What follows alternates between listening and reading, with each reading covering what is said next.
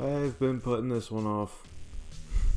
I didn't want to do it, but can't run forever, I guess. Texas Chainsaw Massacre is a brand new 2022 slasher film directed by David Blue Garcia, starring Sarah Yarkin and Elsie Fisher. Brand new entry to the unfortunately long-running Texas Chainsaw Massacre franchise.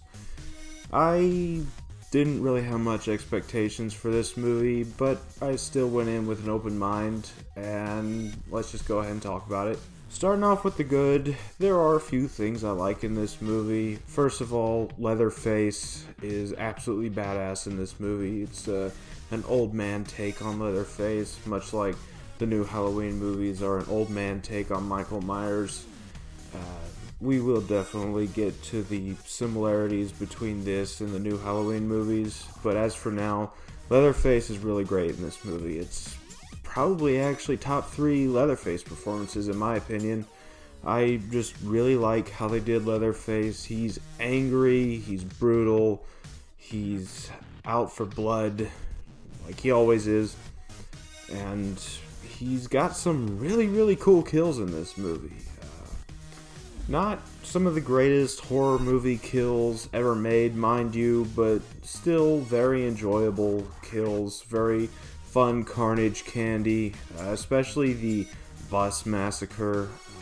Easily the best scene in the movie. It's in the trailer, the first movie to destroy cancel culture within the universe of the film.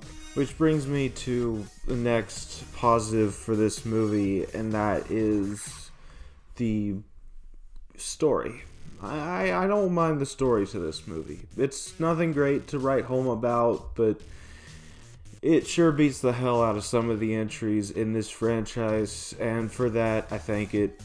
It's just a bunch of young people want to gentrify a rundown Texas ghost town. That Leatherface just so happens to live there, and he doesn't like the idea so much, so he decides to take matters into his own hand. I thought it was an interesting enough story. Nothing great, nothing horrible. It's just kind of there, but I enjoyed it. The technical main girl, played by Elsie Fisher in this movie, she does a good job. She serves her purpose in this movie. She's the final girl. She's not horrible. She's not the greatest final girl in horror history, but she's completely watchable compared to some of the characters in this movie, compared to all the characters in this movie, actually.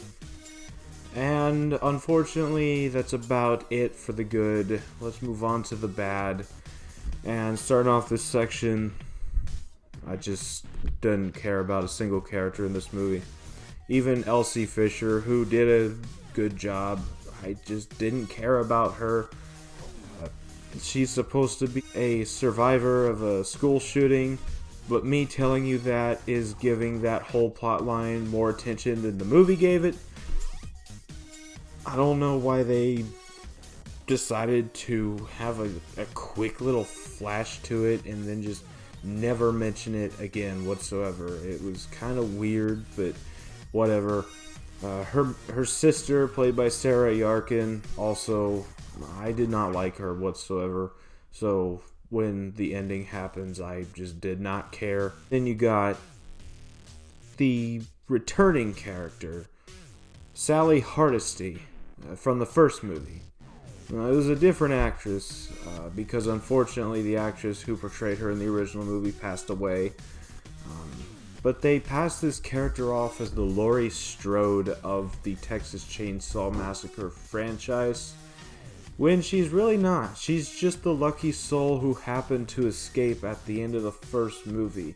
Leatherface doesn't have an arch enemy like Freddy, Michael, Jason, Chucky, Ghostface. He does not have a main enemy like all the rest of them do. He just has a new victim and a new final girl every movie, and I did not appreciate the fact that they're trying to force in a character from the first movie that the franchise really just ignored after the first one. I don't really care much about Sally Hardesty. She's a cool character in the first one, but I was never really wanting for her to return for more movies in this franchise after the first one, because she just doesn't fit in anything for this movie. They're making it where she was trying to hunt down Leatherface the entire time for 50 years, and she just found him, and it just doesn't sit well with me. Sally Hardesty is not the Laurie Strode of Texas Chainsaw Massacre. End of story. There is no Laurie Strode in this franchise. There's a new set of victims every movie, and I'm just gonna stop ranting about that. Other than that, I did like the kills, don't get me wrong, but there is a lot of gore in this movie that was obviously CGI. They didn't use practical effects, and they didn't try to make the CGI look real. You could tell it was fake, and I just can't get behind that. Some of you might think I hate this movie, which I don't absolutely hate it, which will lead me into my final thoughts. This movie is average. It's middling. It's not great. It's not horrible. Nowhere near as horrible as it could have been. Nowhere near as horrible as the early screening reactions were saying it was. This is just a terribly average movie within this franchise. And unfortunately for this franchise, I'll take terribly average, because the last few attempts in this franchise have been absolutely terrible. So if you're a horror fan, don't really watch this unless you're a fan of the Texas Chainsaw Massacre franchise. And that being said, Texas Chainsaw Massacre is nowhere near as horrible as it could have been, but could have been way better, and I can only give it a 5 out of 10. So that was my review for the Texas Chainsaw Massacre requel, reboot, whatever you want to call it. Have you seen this movie? Let me know down in the comments what you thought, if you have seen it. If you haven't seen it, what's your favorite entry in this franchise so far? Let me know down in the comments. I would love to hear from you. As always, don't forget to like, comment, and subscribe, and I will see you next time.